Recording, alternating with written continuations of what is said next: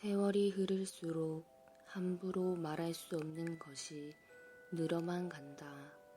많은 말들이 가슴의 언저리에서 들끓다가 입 밖으로 나오지 못하고 사라져 버린다. 다만 내 목구멍에서 소멸된 말은 훗날 여백 위에서 소박한 문장으로 되살아나기도 한다. 어쩌면 나는 말을 아껴 글을 쓰고 있는지도 모르겠다. 어느 겨울이었다. 평소처럼 내 안에서 사라진 말의 자취를 더듬어가며 삶의 흔적을 기록하기 위해 작은 카페에서 키보드에 손을 올려놓고 있었다. 몇 시간을 버텼지만 의미 있는 문장이 떠오르지 않았다. 노트북을 닫았다. 일담한 시집을 다시 펼쳐들었다. 살다 보면 이건 좀 아닌 것 같은데 하는 생각이 머릿속에 꽉 들어찰 때가 있다. 내 삶의 중요한 무언가를 길거리에 내팽개친 채 경주마처럼 앞만 보며 질주하는 기분이 든다고 할까. 그때마다 나는 눈을 감고 숨을 들이마신 뒤 몇 초간 버틴다. 그러면서 내가 의도적으로 버린 것이 무엇인지 실수로 빠뜨린 것 없는지 되짚어 보곤 한다. 물론 그게 말처럼 쉽지는 않지만 말이다. 난 숨을 고르며 시선을 바깥으로 옮겼다. 얼핏 보아 40대 중반이 갓 넘었을 법한 여성이 어린아이의 손을 잡고 종종 걸음을 치며 광화문 사거리에서 종각 방향으로 향하고 있었다. 녹담한 잔설 탓에 길이 미끄러웠는지 17살쯤 돼 보이는 아이가 발을 헛디뎌 중심을 잃고 휘청거렸다. 순간 엄마인 듯한 그 여성이 팔을 잡아당겨 넘어질 뻔한 아이를 일으켜 세우더니 몇 초간 입술을 움직였다. 엄마는 미소를 잃지 않았다. 아이는 엄마에게서 시선을 떼지 않고 천천히 고개를 끄덕끄덕했다. 궁금증 하나가 피어올랐다.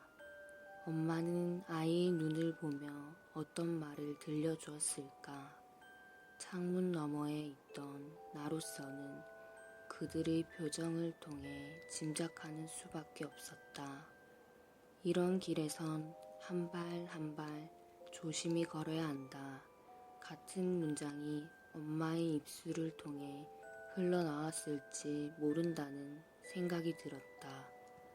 어느새 뒷모습을 보이며 사라지는 모자를 바라보다가 나는 기억의 시계를 수십 년 전으로 되돌렸다. 초등학교 2학년 무렵 겨울이었다.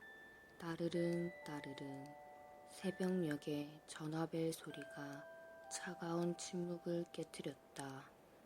아버지가 입원한 병원에서 걸려온 전화였다. 어머니는 무표정한 얼굴로 유선 전화기의 꼬불꼬불한 연결선을 매만졌다. 통화를 마친 어머니는 잠이 덜 깨 실눈을 뜨고 있던 나를 갑자기 끌어당겨 안았다. 그러고는 억지로 외투를 입혔다. 집을 나섰다. 안개와 눈으로 뒤덮인 골목을 걸었다. 겨울바람이 얼굴과 머리카락을 매정하게 때리고 달아났는데 난 자꾸만 발이 눈밭에 푹푹 빠져 몸의 중심을 잡기가 힘들었다. 어머니 손에 이끌려 골목을 겨우 빠져나오면서 물었다. 엄마, 아빠 보러 병원에 가는 거야? 걸음을 멈추고 숨을 고른 어머니는 눈 밖으로 터져 나오는 눈물을 도로 집어넣기 위해 애쓰는 듯했다. 표정에선 한 시대가 사라진 것 같았다. 어머니의 목소리에는 울음기가 배어 있었다. 기주야, 넌 크게 자라야 한다. 다만 천천히, 제발 천천히 자라다오. 알았지? 크게 자라야 한다는 말은 쉽게 알아들었으나 천천히 자랐으면 한다는 말은 당최 무슨 뜻인지 코흘리겠고만은 이해할 수 없었다. 그저 평소와 다른 어머니의 행동이 어딘지 모르게 어색하게 느껴져 연신 고개를 갸웃거릴 뿐이었다. 어머니가 내뱉은 말의 속뜻을 헤아리는데 그리 오랜 시간이 걸리지는 않았다. 사춘기를 겪으면서 나는 자연스레 깨달을 수 있었다. 남편을 황망하게 떠나보낸 어머니로선 아들만큼은 아무 탈 없이 당신 곁에 오래 머물러 주기를 바랐던 것이 아닐까 싶다. 그래서 눈물을 억누르며 천천히 라는 말을 되풀이한 게 아닐는지. 그해 겨울 어머니의 입술을 비집고 나온 크게 그리고 천천히 자라다오 라는 단출한 문장은 귓속에서 부대끼는 이명처럼 쉬이 사라지지 않았다. 어머니가 가슴의 밑바닥에서 눈물과 함께 건져 올린 단어의 조합이었기 때문일까. 내 귀를 훑은 다음 가슴을 타고 내려와서는 뼛속 깊숙이 새겨졌다. 내 안에서 감히 밀쳐내거나 지워낼 수 없었던 그 문장은 어느새 나를 버티게 하는 문장이 되었다. 그리고 가끔은 내 마음속 그늘을 환하게 비추었으며 때론 내 상처를 따뜻하게 감싸주었다. 누구나 있다. 가슴 깊이 파고들어 지지 않는 꽃이 된 문장이 상처를 보듬고 삶의 허기를 달래주는 그 무엇이. 우린 그런 굵직한 기둥 같은 것을 가슴 깊이 꽂아 넣은 채 누군가의 곁에서 삶을 버티고 있는지도 모른다. 소중한 사람 옆에 최대한 크게 그리고 오래 머물기 위하여. 주말에 어머니와 함께 마트에서 장을 보고 돌아올 때마다 집 근처 화훼 단지를 찾는다. 꽃을 구경하면서 화초 키우는 요령을 어깨너머로 배우기도 한다. 한 번은 어머니가 꽃집 주인에게 질문을 건넸다. 이거 제가 전에 가져간 건데요. 볕이 잘 드는 곳에 두면서 물도 적당히 주고 있거든요. 그런데 여태 한 번도 꽃이 피지 않았어요. 영양제라도 줘야 할까요? 꽃집 주인은 입꼬리를 올리며 느긋한 미소를 지었다. 볕도 좋지만 바람이 잘 드는 곳에서 키우세요. 식물이 성장하는 과정에서 빛과 수분이 제일 중요하긴 하지만 꽃을 피우기 위해 바람이 필요한 녀석도 있답니다. 때론 바람이 불어야 해요, 바람이. 꽃집 주인의 설명이 과연 식물학에 근거한 것일까 하는 생각도 들었지만 어찌된 일인지 바람이 있어야 해요 라는 짧은 문장은 내 귀에서 곧장 없어지지 않고 달팽이 관으로 흘러들어가 종일 윙윙 거렸다. 바람이라는 단어가 내 마음에 잔잔한 물결을 일으켰다.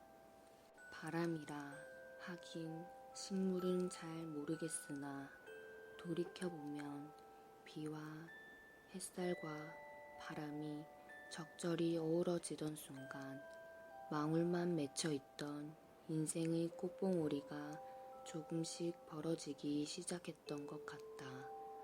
분명 바람이 실어 나르는 것이었다.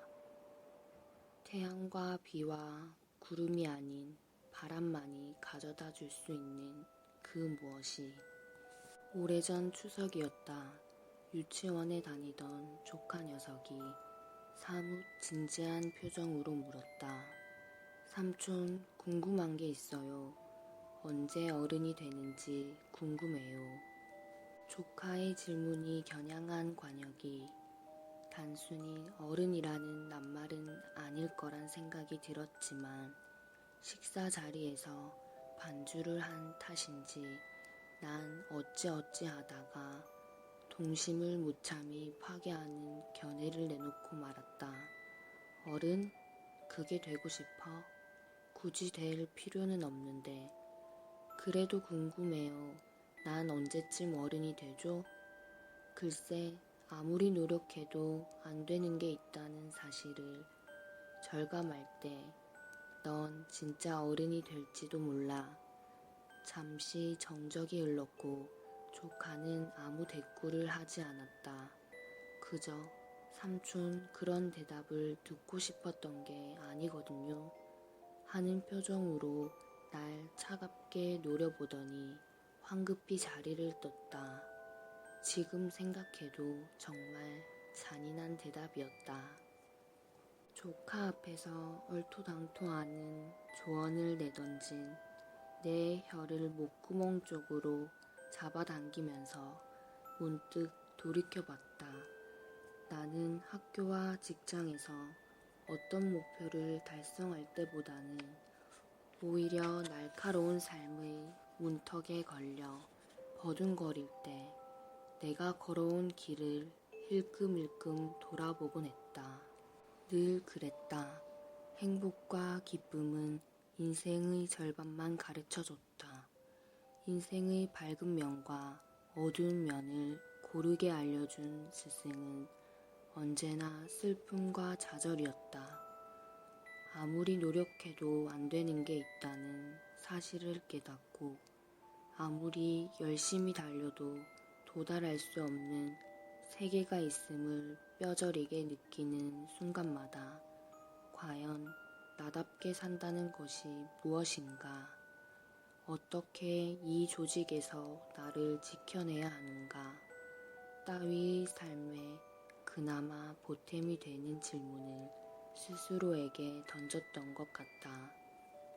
물론 내 마음을 들여다볼 때마다 매번 정답을 찾아낸 것은 아니다. 운이 좋은 경우엔 정답이 아닌 해답에 가까운 것을 발견하기도 했지만 대부분 답을 찾지 못하거나 답이 없는 문제임을 깨닫고 그냥 받아들이곤 했다. 그때마다 아, 내가 남보다 뛰어난 사람이 아니구나 하는 생각에 피식 웃음을 터뜨리기도 했다. 영화 태풍이 지나가고에 등장하는 료타는 노력해도 변하지 않는 현실 앞에서 자주 좌절하고 꿈꾸는 대로 흐르지 않는 인생이라는 강물에 눈물을 떨어뜨리는 평범한 가장이다. 10수년 전 소설을 출간해 문학상을 받은 경력이 있기는 하지만 그건 어디까지나 과거의 영광일 뿐. 지금은 흥신소에서 일하며 펜 대신 사진기를 손에 쥔 채 타인의 사생활을 캔다. 늘 돈이 궁한 요타는 걸핏하면 어머니와 누나에게 손을 벌린다. 이혼한 전 부인에겐 자녀 양육비를 제때 주지 못해 궁색한 변명만 늘어놓는다. 어쩌다 수입이 생기면 파블로프의 개가 종소리를 듣고 침을 흘리는 것처럼 불이 나게 경륜장으로 걸음을 옮겨보지만 그곳에서 그는 트랙을 내달리는 자전거보다 더 빠른 속도로 돈을 탕진한다. 료타가 소설가로서의 꿈을 아예 접은 것은 아니다. 만화 시나리오 작업에 참여해달라는 출판사의 제안을 듣고는 지금은 소설을 준비하고 있다며 이런 지하에 거절한다. 틈틈이 주변 인물의 대화를 메모하고 그들의 행동을 관찰하면서 이야깃거리를 수집하기도 한다. 그러면서 입버릇처럼 말한다. 난 대기만성형이야. 하하하. 료타의 어머니 요시코도 아들의 마음을 헤아리고 있는 듯하다. 그녀는 이웃을 만날 때마다 소설 쓰는 아들입니다. 라고 료타를 소개한다. 료타는 겸연쩍어 하면서도 미소를 감추지 않는다. 마음속 깊은 곳엔 여전히 소설가라는 꿈이 밤하늘의 별처럼 반짝이기 때문이다. 태풍이 몰아닥친 어느 날 료탄의 가족은 어머니의 아파트에 모여 의도치 않게 하룻밤을 함께 보낸다. 세상을 조금씩 알아가는 초등학생 아들 신구가 료타를 바라보며 묻는다. 아빠는 어릴 때 뭐가 되고 싶었어? 되고 싶은 사람이 됐어? 료타는 잠시 뜸을 들인 뒤 겨우 입을 연다. 아빠는 아직 되지 못했어. 하지만 되고 못 되고는 문제가 아니야. 그런 마음을 품고 살아갈 수 있느냐 없느냐가 중요한 거지. 나도 영화 속 료타 못지않게 마음에서 삶의 의욕을 미뤄두고 근근히 살아가던 시기가 있었다. 삶의 갈림길에서 매번 갈피를 못 잡고 배회하면서 끝모를 수령해서 허우적거렸다. 그때마다 날 건져 올리고 내게 길을 알려준 사람은 어머니였다. 어머니의 눈물은 내 방황을 멈추게 했다. 어머니는 영화 속 료타의 어머니 요시코처럼 철석같이 자식을 믿어주었다. 기주야, 많이 힘들구나. 말 안 해도 알아. 그래도 이것만은 알아줬으면 좋겠다. 다른 사람은 몰라도 난 널 믿는단다. 그러니 너도 널 믿으면서 살았으면 좋겠다. 어머니의 이런 시선이 내게 촉촉히 스며들 때마다 내 가슴을 점령하다시피 했던 무력감과 자괴감에 서서히 금이 가기 시작했다. 그 틈새로 어느 순간 햇빛이 기웃거렸다. 나는 왈칵 솟아오르는 눈물을 삼키며 고개를 내밀었다. 나를 둘러싼 사람들과 현실을 둘러보면서 가까스로 몸과 마음을 추슬렀다. 그러면서 다시 삶과 세상에 대해 물음을 던지기 시작했고 타인에게 휘둘리지 않겠노라고 결심하곤 했다. 세월 앞에서 우린 속절없고 삶은 그 누구에게도 관대하지 않다. 다만 내 아픔을 들여다봐주는 사람이 있다면 우린 꽤 짙고 어두운 슬픔을 견딜 수 있다. 모두가 널 외면해도 나는 무조건 네 편이 되어줄게 하면서 내 마음의 울타리가 되어주는 사람이 단 한 명이라도 있다면 텔레비전 채널을 돌리다가 한 끼 줍쇼라는 프로그램을 봤다. 출연진이 슬렁슬렁 주택가를 돌아다니다가 집주인의 허락을 받고 저녁을 함께 먹으며 허기를 달래고 마음도 달래는 방송이다. 이날 출연진은 여러 집을 전전한 끝에 서울 필동에 거주하는 어느 노부부가 마련한 저녁상의 맛에 빠져 진짜 맛있네요. 어머니 음식 솜씨가 기가 막히네요. 하면서 연신 감탄을 쏟아냈다. 내 관심을 끈 장면은 따로 있었다. 노부부가 서로를 바라보며 주고받는 일상적인 이야기가 내 눈과 귀를 텔레비전 앞으로 끌어당겼다. 90을 넘긴 할아버지는 결혼 생활을 회상하는 대목에서 손을 뻗으면 닿을 듯한 거리에 있는 할머니를 은은한 눈빛으로 잇따라 쓰다듬었다. 그러면서 또박또박 말했다. 사랑이 보여, 사랑이. 사랑이 보인다. 이 얼마나 포근하고 수수하고 근사한 사랑 고백인가. 사랑의 근본을 생각하게 만드는 문장임이 틀림없다. 사랑은 본디 서로를 알아보는 것이다. 사랑은 본디 서로를 알아보는 것이다.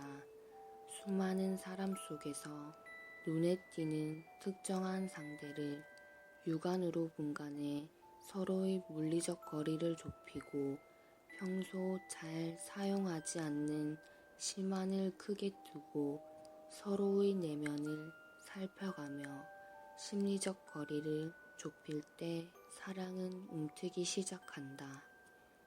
여전히 나는 사랑이 어떻게 소멸하는지 잘 알지 못한다. 감히 말할 수 없다.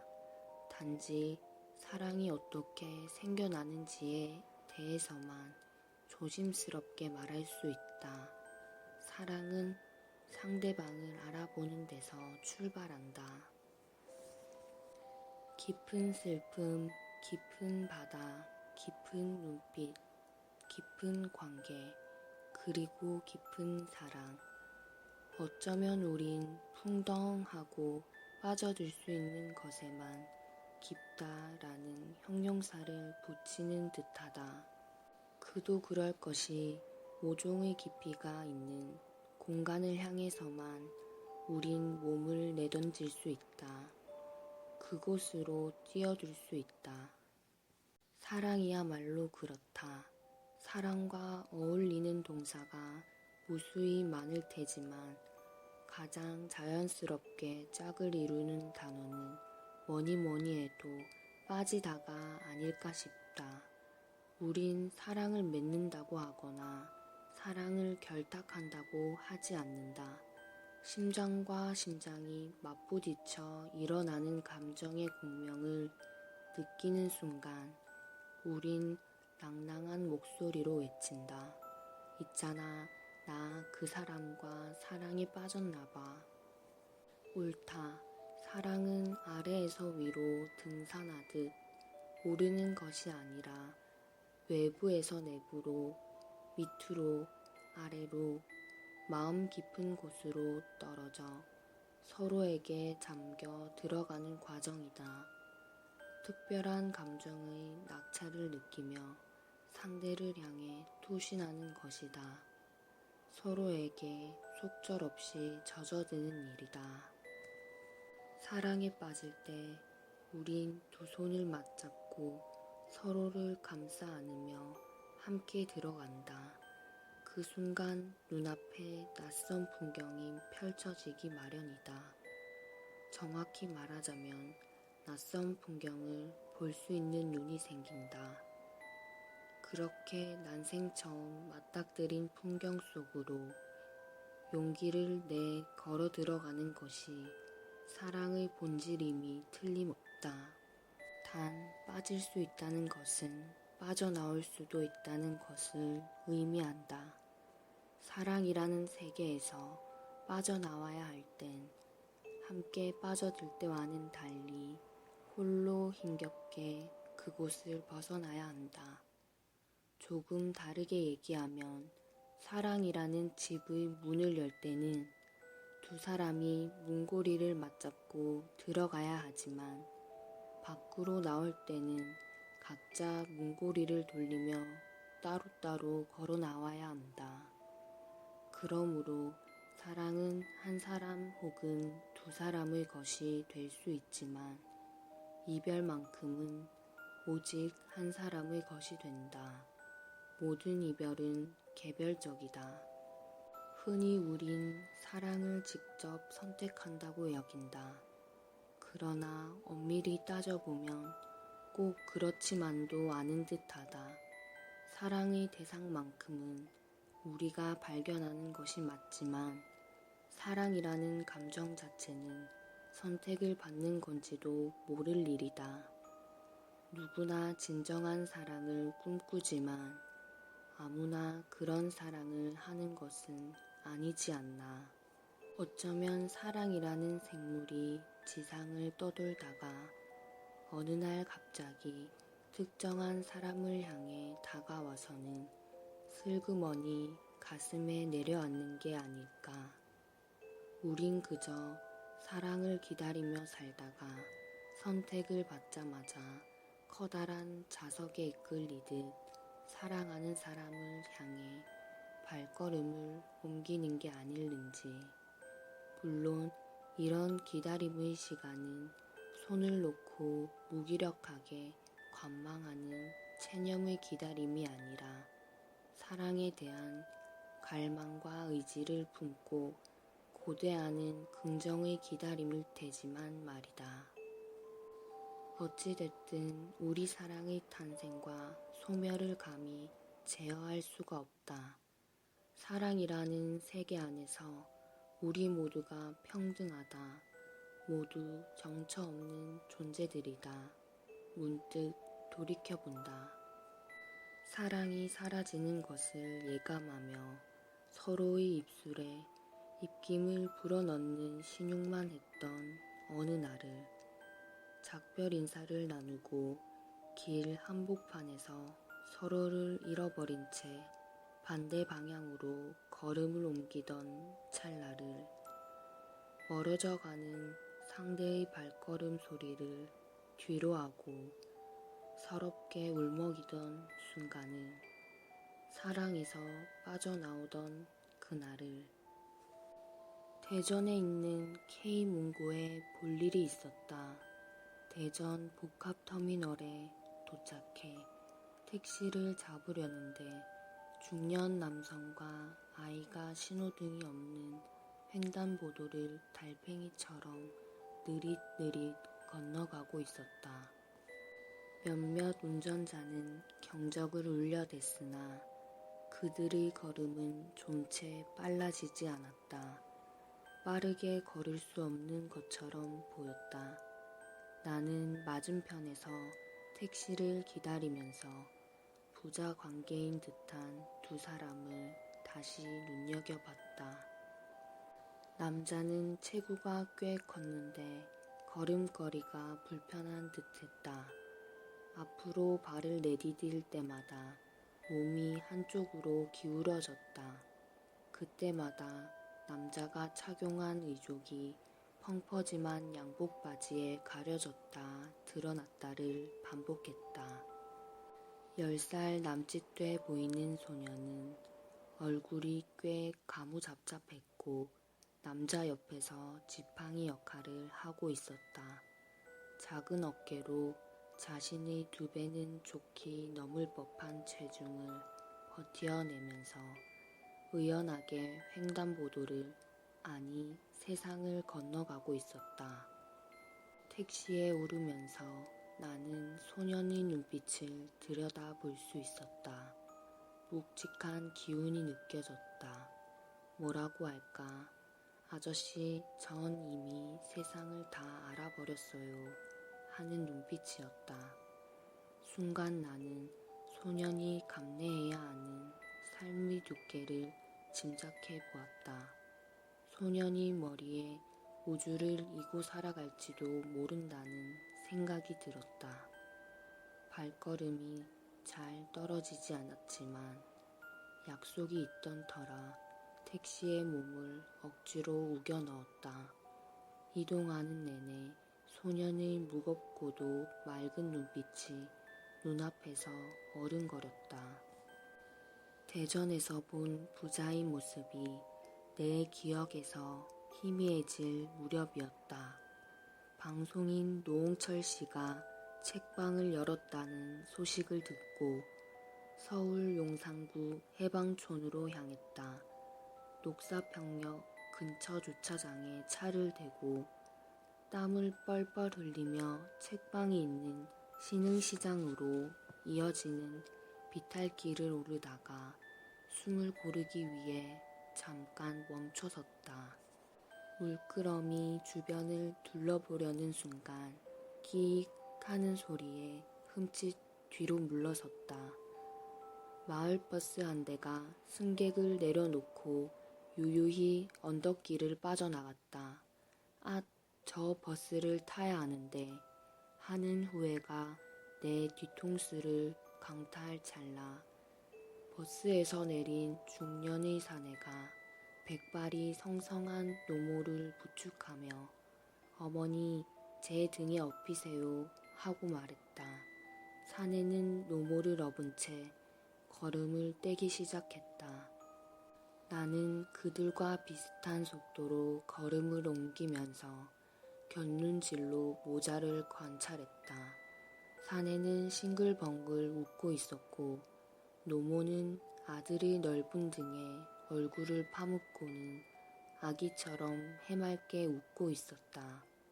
아이들이 수십 년 전 지었을지도 모를 한없이 순수한 미소가 노모의 얼굴에 한가득 번져 있었다. 대전터미널 근처에서 내 망막에 새겨졌던 부자의 모습이 기억 너머에서 춤추듯 나울거리며 마음속에 펼쳐졌다. 잠시 눈을 감았다. 내 안에서 물음이 올라왔다. 부모와 자식은 도대체 어떤 관계인가? 우린 부모로서 또 자식으로서 어떻게 살아가야 하는가? 돌이켜 생각해보면 부모와 자식처럼 미묘한 관계도 없는 것 같다. 난 평소 어머니와 사소한 대화를 자주 나누는 편이다. 일상의 이야기를 밀도 있게 주고받다 보면 어머니의 마음속을 여행하는 기분이 든다. 어머니의 마음을 읽으면서 자연스레 깨닫게 된다. 여전히 어머니는 고운 옷을 입고 싶어 하시고 마음 한구석에 내가 모르는 소박한 비밀을 간직하고 있다는 것을. 그렇다고 어머니와 내가 아무런 갈등 없이 부딪힘 없이 좋게만 지내는 것은 아니다. 한없이 가까운 것 같으면서도 때론 한없이 멀어서 아득하고 누구보다 서로를 잘 안다고 생각하지만 때론 서로에 대해 모르는 것이 너무나 많다. 살아가면서 가까워졌다 멀어졌다를 끊임없이 되풀이하는 게 부모와 자식 관계가 아닐까 싶다. 그렇게 서로를 저버리지 않고 복잡다단한 관계를 이어가다 보면 각자의 역할이 묘하게 겹쳐지거나 역전되는 때가 있다. 돌봄을 받기만 하던 자식이 부모를 돌봐야 하고 자식을 보살피던 부모가 어느새 자식의 보살핌을 받아야 하는 시기가 반드시 찾아온다. 부모와 자식의 역할이 포개지기 시작할 즈음 우린 인생의 가파른 변곡점을 맞이한다. 그 지점을 통과하는 과정에서 우린 과거의 삶을 계승하면서 동시에 그것과 결별한다. 어쩌면 바로 그 순간 부모와 자식 모두 다시 태어나는지도 모른다. 이제껏 한 번도 겪은 적 없는 두 번째 인생을 새롭게 시작하기 위하여 파주 출판도시 근처 카페에서 노트북에 코를 박고 키보드를 두드리던 중에 앞 테이블에서 주고받는 노부부의 대화를 우연히 들었다. 할아버지가 못마땅한 표정으로 창밖을 내다보며 말했다. 자식과 다툰 듯했다. 내 자식이지만 난 도저히 그놈을 이해할 수 없어. 여보, 한 이불 덮고 수십 년 살았지만 나도 가끔은 당신을 잘 모르겠어요. 그래도 자식이니까 얘기를 좀 더 해봐요. 말을 들어봐요. 이해하려고 노력은 해봐야죠. 제대로 이해는 못하더라도 서로에게 위로가 될지도 모르잖아요. 노부부의 대화를 엿듣다가 나는 노트북에서 손을 내려놨다. 가슴 한편이 허물어지는 기분이었다. 현존 인류는 우주 비행사를 제외하곤 모두 지구에 거주한다. 그러나 마음과 감정, 사고체계 등만 놓고 보면 인류는 여러 행성에 거주하는 이른바 다행성 종족이라고 해도 과언이 아닐 것이다. 그만큼 서로 멀리 떨어져 있다. 사람과 사람 사이엔 무수한 허공과 우주가 존재한다. 나 아닌 다른 사람을 완벽하게 이해하고 배려하는 일은 거의 불가능하다. 그저 우린 타인과 충돌하고 상처를 주고받으면서 서로를 어떻게 이해하느냐가 아니라 이해하지 못한다는 사실을 어떻게 이해하느냐에 따라 관계가 달라질 수 있음을 깨달을 뿐이다. 사람과 삶이 그리 간단하지가 않다. 사람이라는 존재의 결은 한 가닥 실이 아니라 밧줄처럼 무수히 많은 갈래로 이루어져 있다. 사람의 됨됨이는 바라보는 각도에 따라 다르게 반짝이는 물고기의 비늘과 흡사하다. 그렇다. 사람의 내면은 하나의 균질한 덩어리가 아니라 쉴 새 없이 생성과 소멸을 거치는 복잡하면서도 말랑말랑한 조각으로 이루어졌는지도 모른다. 오히려 사람의 실상은 겉으로 드러나는 모습과 반대인 경우도 많은 것 같다. 요컨대 남보다 쉽게 잘 웃는 사람은 남보다 많이 울어본 사람일 가능성이 있다. 평소 별일이 아닌데도 남보다 힘있게 미소 짓는 사람은 남모를 아픔에 베갯잎 적셔가며 꺼이꺼이 울어본 사람일 수도 있다. 한데 뭉쳐져 있는 타인의 기쁨과 슬픔을 우리가 어느 한쪽만 바라보면서 살아가는 것뿐이다. 사람은 함부로 단정할 수 있는 대상이 아니다. 그러므로 우린 평생 남과 나를 알아가야 한다. 남을 이해하진 못하더라도 알아가려는 나름의 시도는 해봐야 한다. 사랑한다면 상대를 저버리지 않아야 한다. 그 과정에서 운이 좋으면 상대의 눈에 담긴 풍경을 들여다보는 순간 위로라는 꽃을 피워낼지도 모른다. 일전에 술자리에서 평소 알고 지내는 선배가 다음과 같은 주장을 늘어놓았을 때 난 입을 닫은 채 잠자코 있었다. 완벽하게 동의하진 않았지만 부인할 수도 없었다. 꽤 오래전 일이라서 내 기억 속에서 문장이 깎이거나 이래저래 보태졌을지 모르지만 대략 이런 내용이다. 최근에 경력직으로 직장을 옮긴 후배가 회사에 이상한 사람이 너무 많아서 못 살겠어요. 수준이 안 맞아요. 라고 뇌까리자 선배는 후배의 얼굴에 대고 이렇게 내질렀다. 그래? 너 회사 옮긴 지 며칠 안 됐잖아. 사람들과 얘기는 많이 나눴어? 아니, 그게 첫 보면 알죠 뭐. 글쎄, 사람만큼 헤아리기 어려운 대상도 없지. 관계와 상황이라는 재료로 만들어진 박스 안에 넣고 한번 돌려봐야 그 사람이 어떤 사람인지 알 수 있지 않을까. 사람은 어떤 사람을 만나고 또 어떤 상황에 처하느냐에 따라 다르게 살아가는 것 같아.